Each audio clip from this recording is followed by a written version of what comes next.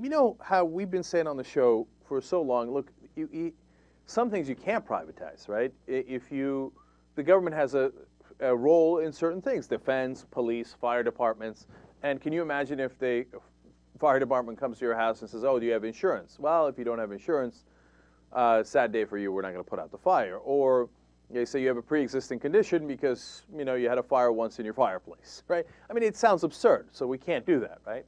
Well, of course, the country has slipped so far to the right that the absurd is becoming reality. Now, fire departments across the country, and this is from ABC News, are beginning to charge people for putting out their fires. They say, well, look, we don't have enough taxpayer money to cover the fire department, so if we had to come and put out your fire in your house, well, you owe us money. I'll give you a specific example. The Fairchild family in Newcastle, Indiana, their house burnt to the ground, but the fire department came out to, of course, put out the fire overall. It took them several hours to put out the fire, so they sent them a bill for $28,000. First of all, they don't even have a house anymore. Say, well, how the hell are they supposed to pay the $28,000?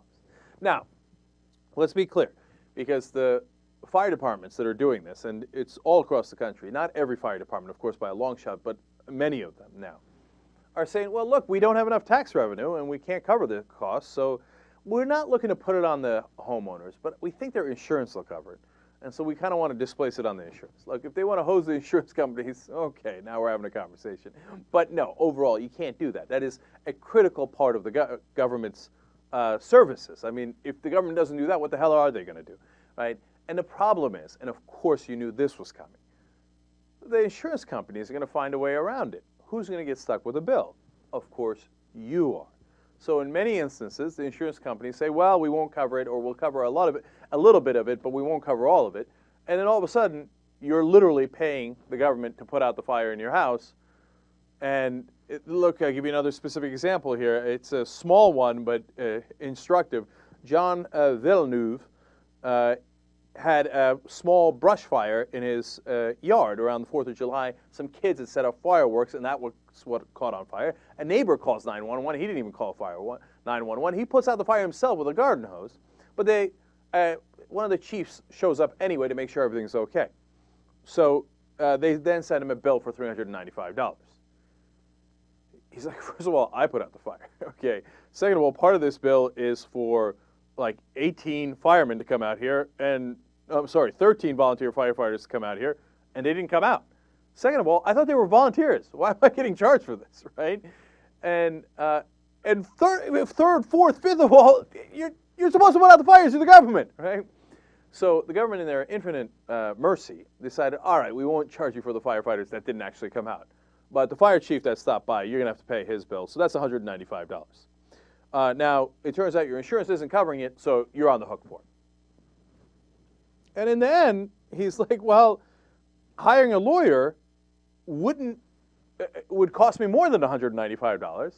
I'm stuck because nobody wants to pay. The government doesn't want to pay. The insurance company doesn't want to pay. So he had to pay the $195. But John's a smart guy, and I love his spirit. So what he decided to do was, he said, oh, you want me to pay you?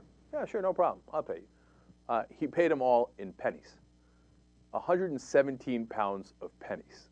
And he comes over and he's like, here, take this. You like this? You want more? Here. Okay. That's an American. I love that guy. So the problem is the trend. And it's not just fire. It's also car accidents. Now, if you get in a car accident, if the cops come out, they send you a bill later. Oh, 2 police officers showed up, and this is how much their time was worth, and this is how much gas they paid. And for the firefighters, they're charging for the water that they drink after they get thirsty fighting the fire. And now you're on the hook for it. And you're going to get crunched between the insurance companies and the government, and they've privatized everything. So the absurd examples we used to use that no one could believe, it's happening all across the country. I mean, this is how the middle class in this country gets screwed in 100 different ways. There are bounds of reason, and this is what happens when you don't make the case for the government. Here's what could have happened in these counties and states if the system worked right. They could have said, hey, you know what? We need to raise your taxes a little bit. Maybe. It depends on the situation. Or we need to cut this other revenue out, whatever it is, right? But we need to have a balanced budget, and we need to put out the damn fires when your house is burning. And you know what? People might understand that if you make the case. The problem is all across the country right now, nobody ever makes that case. They all say, cut taxes, cut taxes. The Republicans say it and the Democrats repeat it. So then you cut the taxes and nobody can pay for the fire department. It's outside the bounds of reason. We have to bring sanity back into government. And sometimes, hopefully not often, because I don't like to pay taxes either, nobody does.